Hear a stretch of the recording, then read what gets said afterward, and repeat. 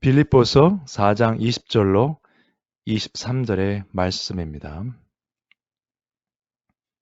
지난주에는 풍성이 채워지는 삶, 하나님께서 풍성이 채워주시는 삶에 대해서 함께 은혜를 나눴고요. 오늘 빌립보서 결론 부분은 그리스도의 은혜 안에 거하는 삶에 대해서 말씀을 상고하면서 서로 은혜 받도록 하겠습니다. 먼저 4장 20절 말씀입니다. 하나님 곧 우리 아버지께 세세 무궁하도록 영광을 돌릴지어다. 아멘 했습니다. 사도 바울이 이제 말씀을 마무리하면서 베네딕션이라고 하죠. 이제 축원하는 말을 하는 그런 부분이 나오는데요. 우리가 흔히 많이 사용하는 그 표현이 하나님께 영광을 돌린다는 표현이 있어요. 저희 인간의 언어가 한계가 있기 때문에 영광을 돌린다는 이 말을 혹은 영광이란 단어를 한 센텐스나 간단하게 이것을 정의를 내릴 수 있는 그러한 표현은 아닙니다. 그래서 영광이라는 그 단어는 독사라고 하는 그 헬라어죠. 이 표현이 이제 이 구약에 나오는 단어 두 가지를 표현할 때 이렇게 번역을 했습니다. 그런데 일반적으로 많이 영광이라고 사용되는 단어는 그 히브리어의 카보드라는 단어입니다. 이 단어가 이제 주로 영광이라는 단어를 보셔야 되는데 사전적인 의미는 무겁다, 중요하다, 가치가 있다 이 정도의 뜻으로 볼 수 있는데 이렇게만 보시면은 특별히 연결이 잘 안 되잖아요. 근데 사전적 의미에 포함되어 있는 우리가 알아야 될 그런 의미는 정말 높이 존경하고 거룩하게 여김을 받는 분에 대한 표현이죠. 예. 그래서 이것이 영광이라는 그 단어가 어떻게 성경에서 사용되었나를 문맥을 통해 보시면 영광이라는 단어가 이렇게 사용되므로 이런 의미구나를 느끼셔야 돼요. 말씀을 통해서. 우리가 영어를 배우실 때도 아무리 영어 사전에 나와 있는 그 단어의 뜻을 아시더라도 그 단어가 사용되었던 문장 속에서 어떤 의미인지를 모르시면 독해가 안 되는 것처럼 이 영광을 돌린다는 말을 우리가 많이 쓰는데 성경에서 어떤 영광이라는 단어가 어떻게 사용되었는지를 한번 같이 보겠습니다. 시편에 보시면 할렐루야 여호와의 종들아 찬양하라. 여호와의 이름을 찬양하라. 계속 찬양이죠. 이제부터 영원까지 여호와의 이름을 찬송할지로다. 해 돋는 데에서부터 해 지는 데까지 여호와의 이름이 찬양을 받으시리로다. 찬양 나왔습니다. 그 다음에 여호와는 어떤 분이신가? 찬양 받으실 분인데 모든 나라보다 높으시며 그의 영광은 하늘보다 높으시도다. 그렇게 높고 귀한 분이기 때문에 우리는 하나님을 찬양해야 된다는 거죠. 그 영광이라는 단어가 하나님이 어떤 분인가를 보여주는 단어이기도 합니다. 그 하나님의 영광이 신약으로 오게 되면은 그리스도, 예수 안에서 또 보여집니다. 히브리서를 보시면 이렇게 나오죠. 옛적의 선지자들을 통하여 여러 부분과 여러 모양으로 우리 조상들에게 말씀하신 하나님이 이 모든 날 마지막에는 아들을 통하여 우리에게 말씀하셨으니 이 부분은 오늘 기도하실 때 말씀하셨던 요한복음 1장의 부분을 생각하시면 됩니다. 아들, 성육신하신 예수 그리스도 말씀이셨잖아요. 근데 이는 하나님의 영광의 광채시요 그 본체의 형상이시라. 그 아들이 예수 그리스도께서 하나님이시다는 이야기죠. 하나님의 영광을 나타내는 분이시다. 그러므로 연결시켜서 보시면은 말씀, 복음 안에도 하나님의 영광이 묻어 나온다는 것입니다. 보겠습니다. 요한복음 1장 말씀이 육신이 되어 우리 가운데 거하심에 우리가 그의 영광을 보니 육신이 되신 성육신하신 예수 그리스도의 영광을 보니 아버지의 독생자의 영광이요. 은혜와 진리가 충만하더라. 아버지의 독생자의 영광이라는 이야기는 하나님 아버지의 영광이라는 이야기입니다. 그리고 디모데전서에 사도 바울이 이렇게 말을 했습니다. 이 교훈은 내게 맡기신 바 복되신 하나님의 영광의 복음을 따름이니라 라고 되어 있어요. 이 한어 성경에 한 문장으로 쭉 되어 있습니다만 이것을 그냥 읽으시면 좀 이해가 쉽지 않을 수가 있는데요.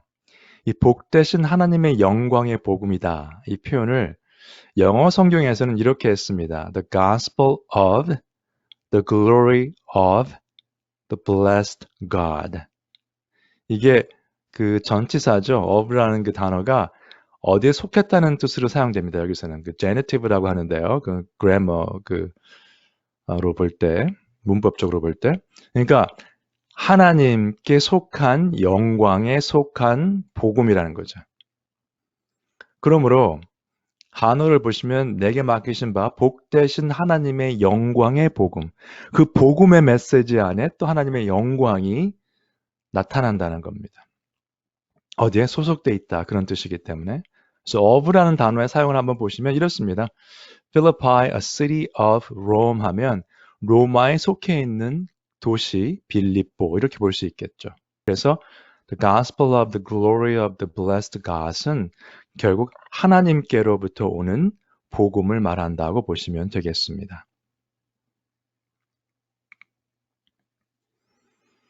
그래서 성경 말씀이 중요하다는 말씀을 자꾸 드리는 겁니다. 반복해서 계속 말씀에 대한 이야기를 드리고 있죠. 열왕기 하 17장을 보시면 이런 말씀이 나옵니다. 여호와께서 각 선지자와 각 선견자를 통하여 이스라엘과 유다에게 지정하여 이르시기를 너희는 돌이켜 너희 악한 길에서 떠나 나의 명령과 율례를 지키되 내가 너희 조상들에게 명령하고 또 내 종 선지자를 통하여 너희에게 전한 모든 율법대로 행하라 하셨으나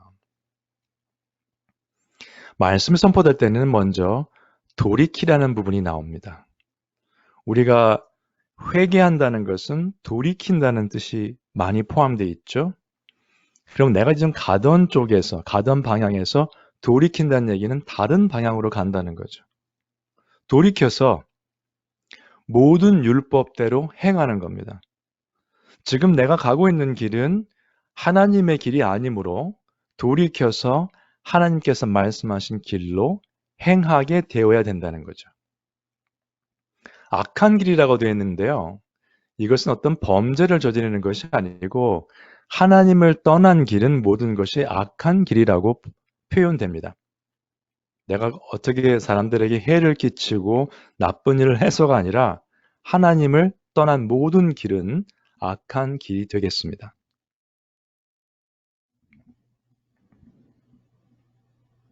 그러므로 말씀이 선포되고 말씀을 배우는 곳에는 삶의 변화가 늘 요구됩니다.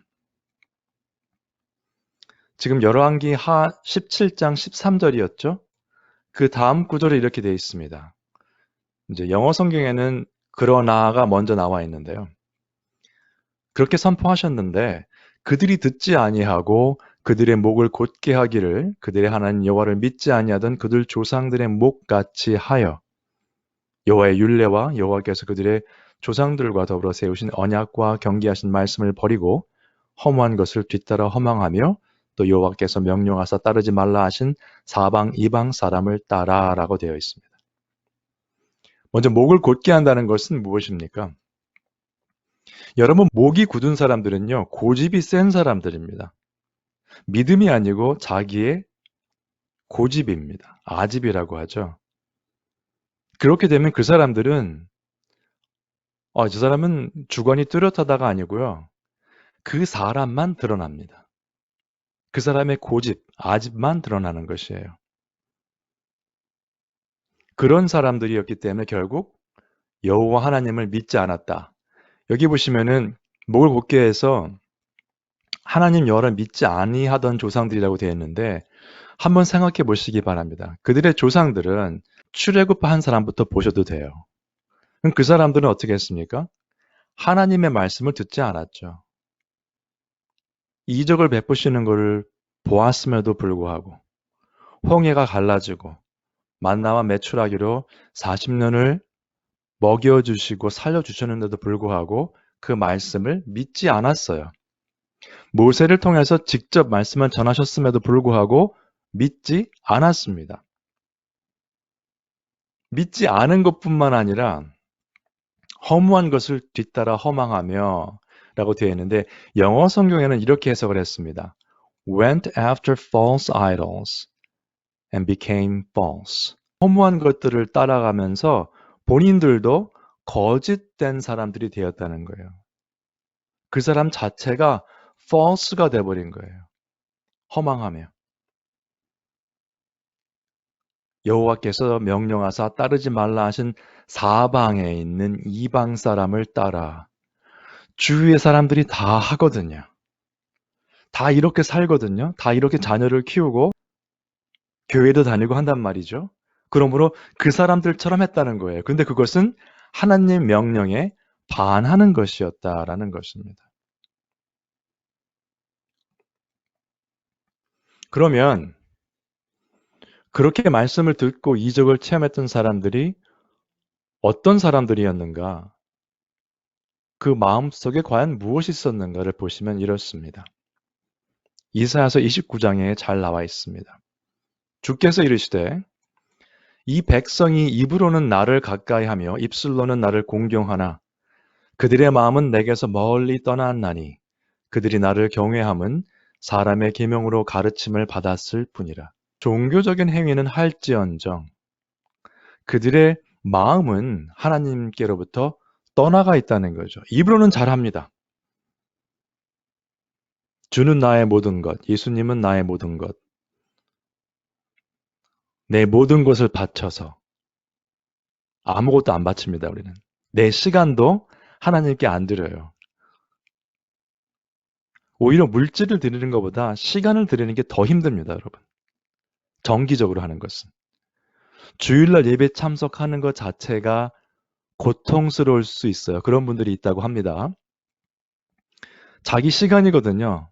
잠을 더 자든지 뭐 다른 거 하고 싶은데 그 주일 예배 참석하는데 고통스럽다. 네. 자리에 앉아있긴 한데 다른 생각을 하고 있다. 그건 뭐예요?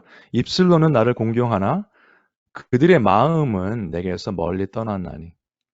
영어 표현에 이런 표현이 있습니다. You're there, 거기 있는데 You're not there, 거기 안 계십니다. 몸으로는 앉아 있는데 마음은 떠나 있는 거죠.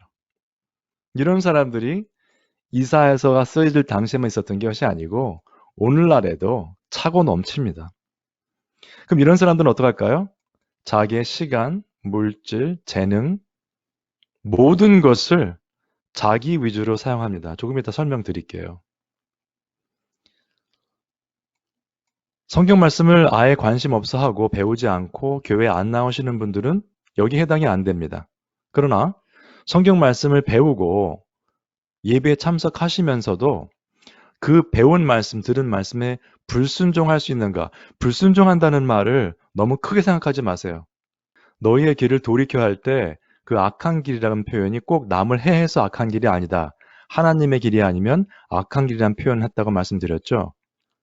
불순종한다는 것은 하나님의 법도를 일부러 어기는 게 아니라 그 법도대로 안 사는 것입니다. 일부러 내가 꼭 남한테 해를 안 주더라도 내 마음 가운데, 내 생각 가운데, 내 삶 가운데 행할 것을 행하지 아니하고 행하지 아니해야 될 것, 생각하지 말아야 될 것 생각하는 것이 불순종이죠. 그러나 이것은 완벽한 삶을 말하는 것은 아닙니다. 그러므로 성경을 많이 배우고 알면서 불순종할 수 있는가라는 질문에 대해서 예스가 먼저 나올 수 있겠죠. 네, 그럴 수 있습니다. 왜? 그들은 단지 종교인이기 때문입니다. 종교적인 행위는 다 꿰뚫고 있습니다. 성경의 내용도 꿰뚫고 있어요. 그러나 그들은 경건의 모양만 있을 뿐 경건의 능력을 부인하는 자들입니다. 디모데 후서의 말씀인데 여기서 보시면은 경건의 모양은 있으나 경건의 능력은 부인하니 이 같은 자들에게서 네가 돌아서라 라고 되어 있습니다. 이 같은 자들을 끝까지 쫓아가서 교제해라 이렇게 안 나와 있어요. 이런 자들은 어디 있는 자들일까요? 교회 안에 있지만 경건의 능력이 전혀 나타나지 않는 자들. 여기 한글에는 네가 돌아서라라고 되어 있지만 영어 성경에는 좀 더 정확합니다. Avoid such people. 그런 사람을 피해라. 어떤 사람들일까요? 항상 배우나 끝내 진리의 지식에 이를 수 없느니라. 여러분, 진리의 지식은 내가 열심히 연구한다고 터득되는 것이 아닙니다. 성경을 신문 읽듯이 열심히 연구하고 읽어서 그 팩트를 기억한다고 해서 어디에 뭐가 나오고 이게 무슨 뜻이고 안다고 해서 그가 진리의 지식을 습득했다고 볼 수 없어요. 왜요? 삶에 아무런 영향을 미치지 못하기 때문에. 그러나 성도라면 그럴 수 없다는 거죠. 정말 믿는 사람이라면. 예수님의 말씀입니다. 너희가 나를 사랑하면 나의 계명을 지키리라. 내가 아버지께 구하겠으니 그가 또 다른 보혜사 성령님이죠. 너희에게 주사 영원토록 너희와 함께 있게 하리니라고 되어 있습니다. 한어 성경에는 너희가 나를 사랑하면 나의 계명을 지키리라. 내가 아버지께 이렇게 나와 있는데 영어 성경에는 and라는 접속사가 들어가 있고요. 이 헬라어 원어에도 카고라는 그 접속사가 들어 있습니다. 어, 영어로 하면 and도 될 수 있지만 also 어, 그것도 포함해서 이렇게 될 수 있는 그런 표현인데 어쨌든 이것이 두 문장이 연결이 되는 부분입니다. 연결시켜서 보시면 이렇습니다. 너희가 나를 사랑하면 나의 계명을 지키리라. 그리고 내가 예수님께서 아버지께 구하겠으니 그가 또한 다른 보혜사 성령님을 너에게 주사 영원토록 너희와 함께 하리니. 제가 이전에 성경 공부할 때 성령 충만한 삶에 대한 질문이 있었습니다. 하나님의 계명을 지키면 예수님께서 아버지께 구하셔서 성령님을 보내주시고 그 성령님께서 우리와 영원히 함께 계실 것이라고 말씀하셨습니다. 내 안에 성령이 있는 삶은 그런 삶입니다. 예수님을 사랑합니다라는 말뿐만 아니라 그 계명을 지키는 자들이 되어야 된다는 거죠. 여러분들은 삶 가운데 성령 충만한 삶이 어떤 것인지 고민하시고 계십니까? 그렇다면 말씀으로 돌아가셔서 그 말씀을 묵상하시고 깨달은 말씀대로 그 말씀을 지키시면 되겠습니다. 교회에는 여러 종류의 사람들이 있습니다. 제가 오늘 설교를 위해서 크게 세 가지로 한번 구별을 해봤습니다. 첫 번째 그룹이 가장 많습니다. 감상, 참관하러 오시는 분들. 예전에 모일 때 이제 예배 드리면 거기 앉아서 오늘 찬양에 대해서 오늘 또 말씀에 대해서 아 좋다 그러고 이제 가시는 분들이 있어요. 여러분 케네디 센터에 가시면 여러 가지 공연이 많습니다. 예술가들이 하는 그 공연을 보시면 거기 들어가셔서 참관하고 오시면 아주 기분이 좋습니다. 와 오늘 참 좋았어 이런 느낌이 들고 나오죠. 뭐 가끔 가다가 돈이 아까운 그러한 공연도 있습니다만 대부분 프로페셔널들이기 때문에 갔다 오면 정말 와서 보길 잘했구나 그런 느낌이 드는데 그런 것이죠. 교회에 와서 예배를 야 오늘 예배 오길 잘했구나 잘 감상하고 가시는 분들이 많고요. 그 다음에 아까 말씀드린 성경을 공부하고 좀 성경을 아신다는 분들은 분석가 혹은 비평가로 사시는 분들이 있습니다. 교회에 오셔서 찬양하는 거 분석하시고 오늘은 찬양이 좀 짧았는데 내용이 이게 안 맞는 것 같은데 이렇게 분석하시고 비평하시죠. 설교도 마찬가지. 그분들은 감상 참관한 그분들의 수준을 넘어서서 이제 그 내용을 분석하는 거죠. 예. 그 음악을 좋아하시는 분들은 전문가가 되기 때문에 거의 케네디 센터 가시면 아 오늘은 저 사람들은 공연이 별로 안 좋았다 이렇게 느낄 수 있잖아요. 같은 의미를 보시면 되겠습니다. 그러나 소수의 교회에 오시는 분들은 성도님들입니다. 정말 예배를 올려드리러 오시는 분들이에요. 지난번 설교 때 레위기 설명을 드리면서 말씀드렸죠. 예물을 가져와서 그 예물 위에 손을 얹고 예물을 잡기도 하고 실제로 적극적으로 예배에 참석하시는 분들이에요. 내가 직접 어떤 활동을 하지 않더라도 말씀이 선포될 때, 찬양이 올려질 때, 기도할 때 함께 동참하는 분들입니다. 예배에 함께, 예배를 함께 올려드리는 분들, 그분들이 성도들이죠. 그래서 이 두 부류를 보시면 밑에 분들이 문제가 뭐냐면요. 자기 주관과 감정과 경험에 충실하신 분들입니다. 이분들은. 말씀도 자기 주관대로 해석을 하세요. 상당히 위험합니다. 자기의 시간을 쓰는 것도 자기 주관, 감정, 경험에 충실해요. 감정이란 건 무엇입니까? 내가 느끼기에 좋은 일을 하시는 분들이에요. 그러나 성도들은 말씀의 근거, 하나님의 뜻에 충실한 사람들입니다. 아, 내가 이렇게 하면 안 되는구나. 바뀌는 사람들이에요. 자기 주관과 감정에 충실하신 분들은요, 하나님의 말씀에 어떤 강한 메시지를 듣고 괴로워합니다. 꼭 그렇게 해야 되나? 전혀 안 바뀌죠.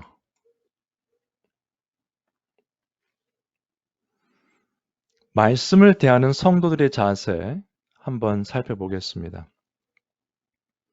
사도행전에 우리 빌립 집사가 이런 경험을 했던 것을 한번 보시기 바랍니다. 이디오피아의 내시가 가면서 성경 말씀을 읽고 있으니까 빌립이 달려갑니다. 이사야 글을 읽는 것을 듣고 말하되 읽는 것을 깨닫느냐라고 질문을 해요. 분명히 저 사람은 이방인인데 이디오피아 사람인데 큰 행렬이 있는데 성경 말씀을 읽고 있는 것이에요. 읽고 있는 것을 깨닫느냐라고 묻습니다. 그 사람의 대답이 이렇습니다. 지도해 주는 사람이 없으니 어찌 깨달을 수 있느냐 하고 빌립을 청하여 수레에 올라 같이 앉으라 하니라. 배우고 싶은 마음이 있는 거죠. 그리고 조금 몇 절을 지나가시면 이렇게 나옵니다. 그 내시가 빌립에게 말하되 지금 이사야서를 읽고 있는데 53장이었습니다. 53장 7절 이하를 읽고 있었는데 그 내시가 빌립에게 말합니다. 청컨대 내가 묻노니 선지자가 이 말한 것이 누구를 가리킴이냐라고 묻습니다. 자기를 가리킴이냐 타인을 가리킴이냐. 읽다가 보니까 질문이 있는데 물어볼 사람은 없고 마침 빌립이 말씀을 아는 것 같으니까 물어봅니다. 질문을 하고 답을 하는 것이 굉장히 중요합니다, 여러분. 빌립이 그 질문을 듣고 이렇게 대답을 하죠. 입을 열어 이 글에서 시작하여 예수를 가르쳐 복음을 전하니. 아, 그 부분은 이사 자신을 말하는 것이 아니고 앞으로 오실 메시아 예수 그리스도를 말하는 부분이었습니다. 라고 하면서 복음을 전했어요. 설명을 해서 그 질문한 사람이 깨닫도록 했죠. 이 부분까지는 일반적인 성경 말씀, 성경 공부 시간에 많이 일어나는 일입니다. 질문하고 답변하고 깨닫게 되는 것. 질문한 사람들의 목표는 뭡니까? 아, 그게 그런 뜻이었구나. Next. 다음 질문. 이게 아닙니다, 여러분. 근데 우리는 많은 경우에 질문을 해서 답을 알게 되면요. 어디 누구랑 대화하다가 그거 그런 뜻이야 라고 설명해 주는 분들이 있어요. 나랑은 아무 상관이 없는 지식 전달입니다. 그렇게 되면은. 근데 그 다음에 어떻게 됐죠? 조금 지나다가 물을 발견하고 둘 다 물에 내려가 빌립이 세례를 베풀고 이디오피아 간다게의 내시는 기쁘게 길을 돌아갔어요. 삶이 완전히 바뀌었습니다. 내가 세례 받지 않을 이유가 있느냐? 세례 받겠다 해서 빌립이 세례를 줬습니다. 요즘 같은 그 세상에서는 일어날 수 없다고 생각하죠. 빌립은 집사이기 때문에 세례를 왜 주느냐? 뭐 이런 질문도 있습니다만 율법적으로 가면은 목사가 세례를 줘야 되겠죠. 그래서 결과적으로 한 영혼이 구원받는 과정이었습니다. 말씀은 읽는데 깨닫지 못했던 그 영혼. 성령께서 인도해 주셔서 그 영혼을 빌립이 만나게 되고 또 그 질문에 대한 것을 답변하면서 복음을 전해서 그 사람이 예수 그리스도를 믿게 되는 놀라운 역사가 일어났습니다. 여러분, 우리가 성경을 배우는 것은요, 이런 이유 때문입니다. 삶의 변화가 일어나기 위해서. 지식을 쌓는 것이 아니고요. 근데 우리는 성경 공부란 단어, 공부가 굉장히 좋은 단어거든요. 근데 요즘 그 세상에서 사용하는 그 공부란 단어는 이상하게 들려요. 공부는 우리가 말하는 학교 공부처럼 한다는 뜻이 아니고요. 이런 뜻으로 보셔야 돼요. 예수님께서 광야에서 40일간 금식하시면서 시험 받으실 때 사탄의 유혹이 있었죠. 저 돌들로 떡을 만들어라. 예수님께서 어떻게 말씀하셨습니까? 예수께서 대답하여 이르시되 기록되었으되 사람이 떡으로만 살 것이 아니요 하나님의 입으로부터 나오는 모든 말씀으로 살 것이라 하였느니라 하시니, 영의 양식이잖아요. 영의 양식. 이 부분은 이제 신명기 8장을 인용한 구절입니다만, 여러분들 시간 되시면 요한복음 6장 35절도 함께 보시고 6장 처음부터 쭉 보시기 바랍니다. 왜냐하면 거기에 예수님께서 이렇게 표현하셨어요. 나는 생명의 떡이니. 이 생명의 떡이라는 말씀하신 부분하고 마태복음 4장에서 사람이 떡으로만 살 것이 아니요 하나님의 입으로부터 나오는 모든 말씀으로 살 것이라는 그 말이 연결이 돼요. 연결이. 왜냐하면 요한복음 6장 35절에서 나는 생명의 떡이라고 하셨던 그 말씀은 언제 하신 거냐면 그 전에 앞에를 쭉 보시면 오병이어의 기적을 행하신 다음 날이었습니다. 사람들은 물고기와 보리떡으로 배가 불렀던 그것을 추구했어요. 예수님 만나면 또 먹여주겠구나. 그래서 또 만난 거예요. 그 다음 날. 근데 예수님께서 그런 거 찾지 말고 생명의 떡, 말씀을 섭취해라. 그 말씀을 하신 거죠. 진리의 말씀을 받아들여라. 우리가 공부하는 것은 시험을 패스하고 다 잊어버리는 공부가 아니고 생명의 떡 예수 그리스도, 하나님의 입으로부터 나는 모든 말씀을 섭취하시는 거예요. 영의 양식을 먹는 겁니다. 씹지 않고 먹으면 어떻게 됩니까? 소화가 잘 안 되잖아요. 그래서 그 씹는 과정이죠. 소화를 시키기 위한. 그렇게 섭취를 하는 것은 내가 육적으로 건강해지잖아요. 음식을 잘 드시면. 영의 양식도 마찬가지입니다. 그래서 말씀을 묵상하고 연구한다는 것이 무슨 뜻이냐? 빌립보서 3장에 이렇게 나옵니다. 12절 후반절에 사도 바울이 오직 내가 그리스도 예수께 잡힌 바 된 그것을 잡으려고 달려가노라. 그리스도 예수께 잡힌 바 됐다는 거예요, 자신은. 다시 한번 말씀드립니다. 성경 말씀을 묵상하고 연구한다는 것은 무슨 뜻인가? 내가 말씀을 깨닫고 정복해 가는 것이 아니라 생명의 말씀이신 하나님의 뜻에 잡힌 바 되는 것입니다.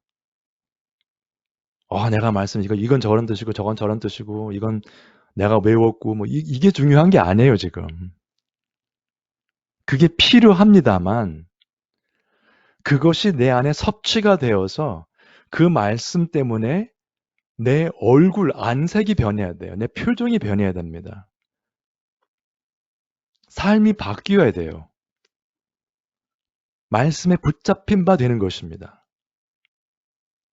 궁극적으로 우리가 말씀을 묵상하고 연구하고 기도하는 이유는 생명의 말씀, 하나님의 뜻에 붙잡힌 바 되는 것이라는 것을 꼭 기억하시기 바랍니다.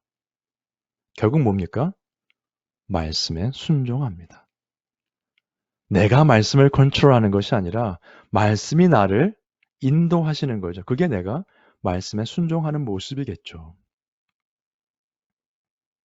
그러므로 나의 결단으로 새로운 삶이 시작되는 것이 아니라 성령의 역사하심, 말씀으로 인한 성령의 역사하심으로 나의 삶이 변화되는 결과가 나타나는 것입니다.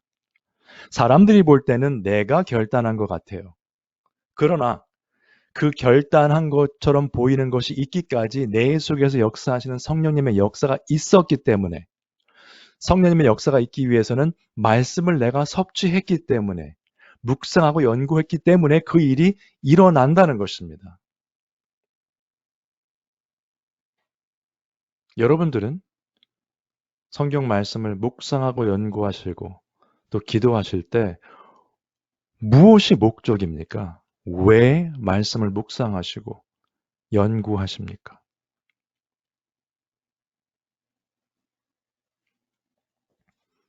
21절로 넘어갑니다. 그리스도 예수 안에 있는 성도에게 각각 문안하라. 나와 함께 있는 형제들이 너희에게 문안하고, 각각 문안하라고 되어 있습니다. 각각. 한 사람 한 사람. 사도 바울은 한 사람도 놓치지 않았어요. 성도 한 사람 한 사람입니다. 교회에 있는 모든 사람이란 표현 안 했습니다. 예수 안에 있는 성도에게 각각 문안하라. 교회에 10명이 모이든 5,000명이 모이든 상관없습니다. 예수 안에 있는 성도 한 사람 한 사람이 귀하기 때문에 그들에게 문안하라고 말했습니다. 나와 함께 있는 형제들, 어떤 형제들입니까? 예수 안에 있는 형제들이죠. 사도 바울의 혈육이 아닙니다. 다 아시죠? 함께 있는 형제들. 에바브로디도, 디모데, 그 외에 다른 형제들입니다. 영어 표현에도 every saint in Christ Jesus. 확실하죠, 표현이? 그냥 예수 안에 있는 성도에게 각각 문안하라 하면은 조금 뜻이 분명치 않은데 영어 표현은 아주 확실하게 말했습니다. Every saint in Christ Jesus. 그리스도 안에 있는 모든 각각의 성도들에게 문안하라. 22절입니다. 모든 성도들이 너희에게 문안하되, 성도들입니다. 여러분, 우리는 교인과 성도라는 그 단어들을 자꾸 섞어서 쓰는 경우가 있습니다. 그러나 성경 어디에도 교인이란 말은 사용되지 않았습니다. 제 기억상. 한번 확인해 봐야 되겠습니다만 성도들이란 단어는 있어요. 고린도전서 10장 32절에 보시면 교회란 단어는 나옵니다. 그러나 교인이란 단어는 없는 것으로 알고 있습니다. 그럼 뭡니까? 과연 성도들인가? 하나님 안에, 그리스도 안에 거하는 성도들인가? 그것이 중요하다는 것이죠.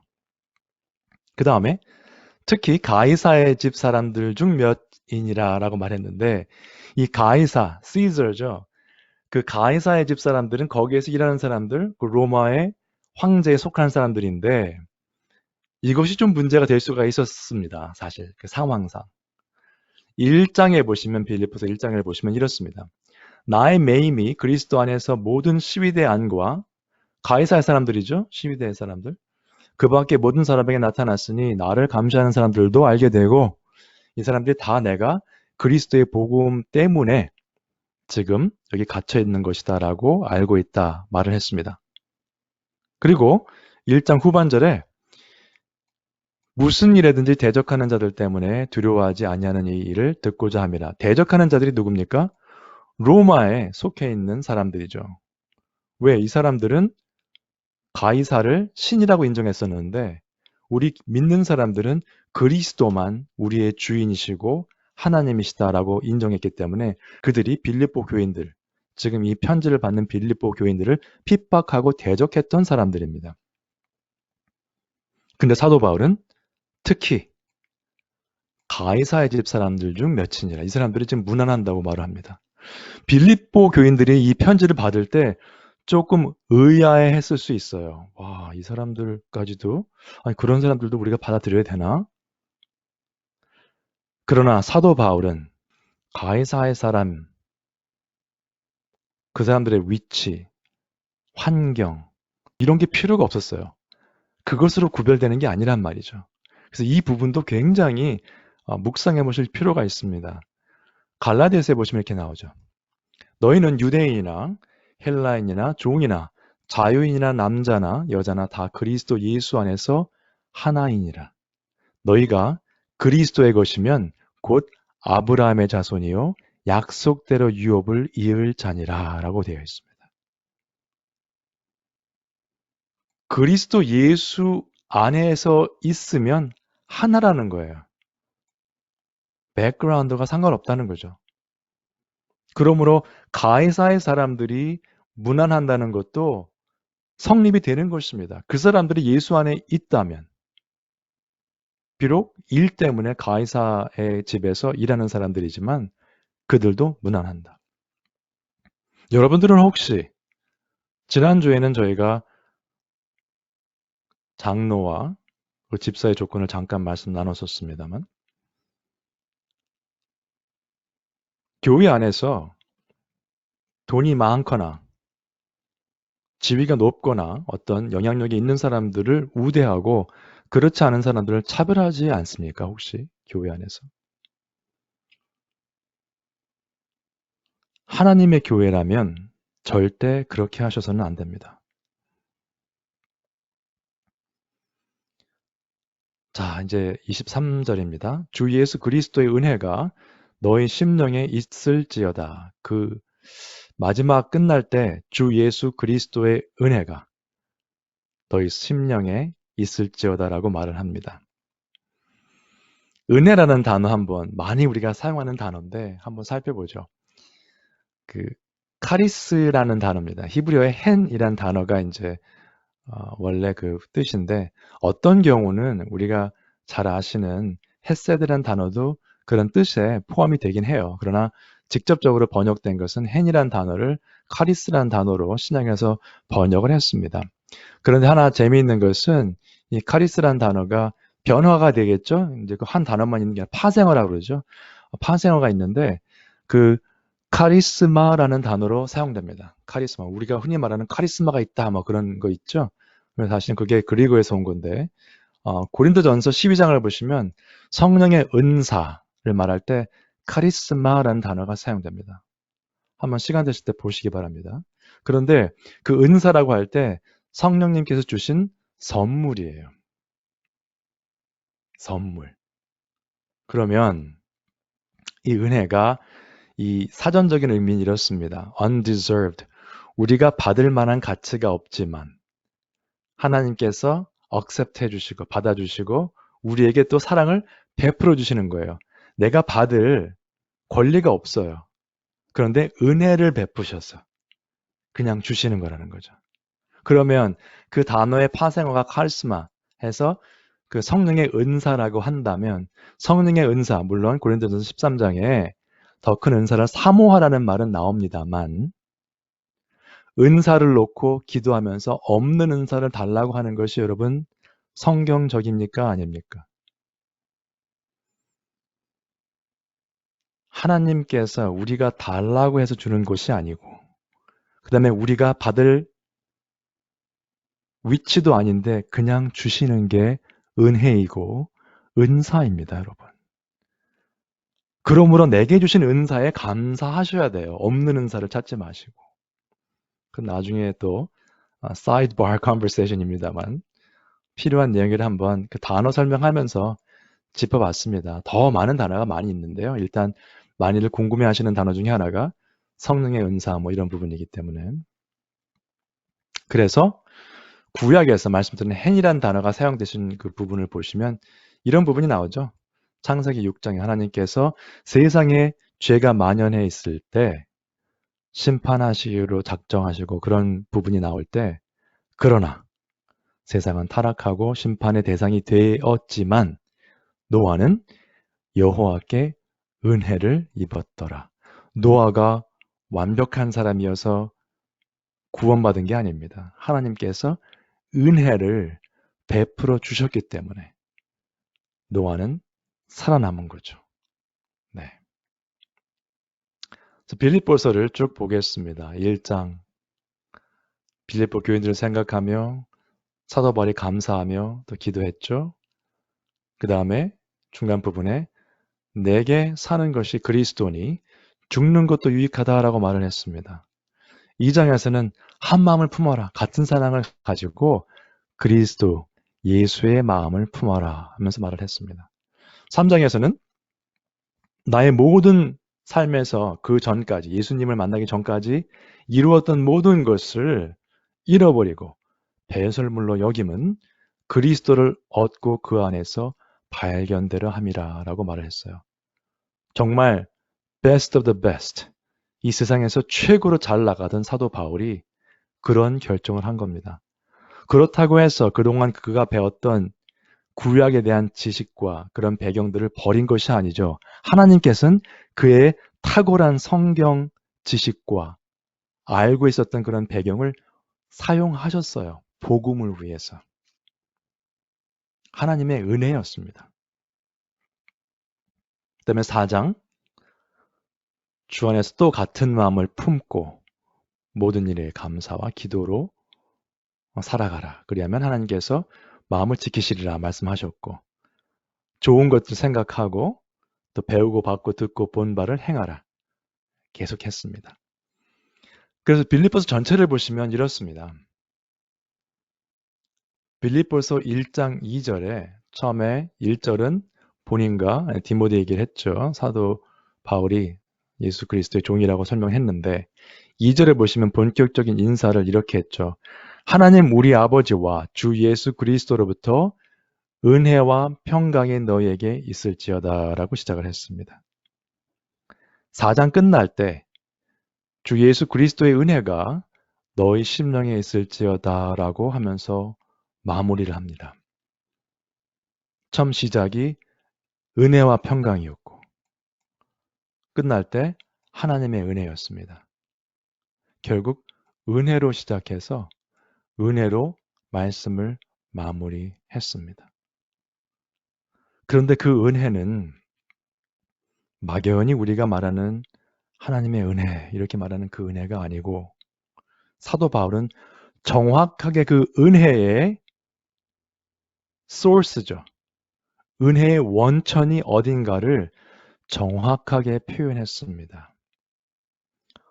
어디로부터 오는가? 하나님, 우리 아버지와 주 예수 그리스도로부터 오는 은혜. 그리고 평강이 너에게 있을지어다 했죠. 그 다음에 4장 끝날 때도 주 예수 그리스도의 은혜가 너희 심령에 있을지어다. 여러분 빌립보서를 마치면서 전체적인 them을, 주제를 저는 주 안에서 기뻐하라로 잡았습니다. 그 기쁨이 나타나려면, 그 다음에 그 기쁨이 넘치는 삶이 가능하려면 하나님 아버지, 우리 주 예수 그리스도로부터 오는 은혜와 평강이 우리 안에 있어야 합니다. 그 은혜와 평강이 있어야만 우리는 기쁨이 넘치는 삶을 살 수 있어요. 환경과 관계없이. 오늘 모든 성도 여러분과 저에게 그 귀한, 이 세상 무엇보다도 귀한 하나님의 은혜와 평강이 함께 하시길 주님의 이름으로 축원드립니다.